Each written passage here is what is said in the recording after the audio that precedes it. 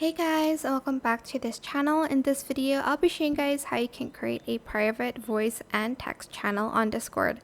You either have to be an admin or you have to be the owner of the server yourself.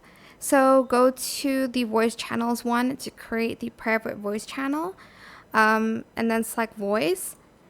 Type in private or any name you want the server to be. Whoops.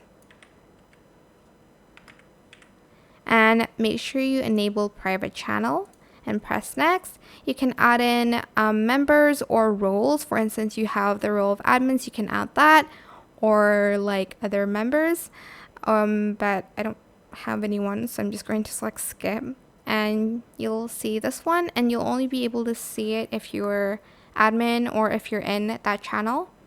Same as the text channel, so select text, type in the name, and make sure you've enabled private channel, add in members or roles, and that is it. That is super simple. I hope this tutorial was helpful for you guys.